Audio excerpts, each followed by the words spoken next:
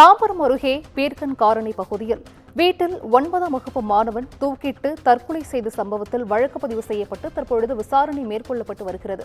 கூடுதல் விவரங்களை செய்தியாளர் பூபாலன் வழங்கிட கேட்கலாம். பூபாலன் வணக்கம், இது குறித்தான விவரங்கள். கண்டிப்பாக சிந்துஜா, தாம்பரம் அருகே ஆசிரியர் கண்டித்து மாணவன் தற்கொலை செய்து கொண்ட விவகாரத்தில் உடலை வாங்க மறுத்து உறவினர்கள் முற்றுகை போராட்டத்தில் ஈடுபட முயன்றதால் பெரும் பரபரப்பானது ஏற்பட்டுள்ளது.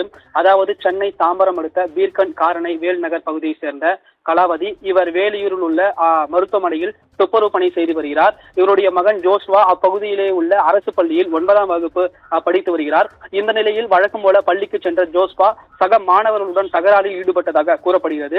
இதனை ஆசிரியர் கண்டித்துள்ளார். இதனால் அம்மாணவன் உருக்கமான கடிதத்தை எழுதி வைத்துவிட்டு தூக்கிட்டு தற்கொலை செய்து கொண்டுள்ளார்.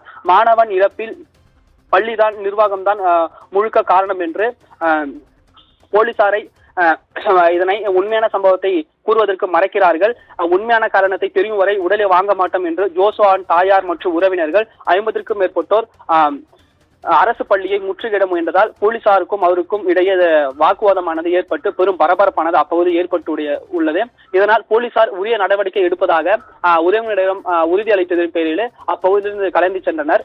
மேலும் அரசு பள்ளி மாணவன் ஜோஸ்வா தற்கொலைக்கு தலைமை ஆசிரியர் மற்றும் உதவி தலைமை ஆசிரியர், பள்ளியில் பணிக்கூடிய ஊழியர் என்று 3 பேர் மீது பீர்க்கன் காரணை போலீசார் தற்கொலைக்கு தூண்டியதாக வழக்கு பதிவு செய்து விசாரணையை மேற்கொண்டு வருகின்றனர். உடலை வாங்க மறுத்து முற்றுகையிட சென்றதால் அப்பகுதியை பெரும் பரபரப்பு ஏற்பட்டிருந்தாலும் கூட ஆசிரியரை கண்டித்து ஒரு மாணவன் தூக்கிட்டு தற்கொலை செய்து கொண்ட சம்பவமானது அப்பகுதியை பெரும் சோகத்தை ஏற்படுத்தியுள்ளது. விவரங்களை வழங்கியமைக்கு நன்றி பூபாலன்.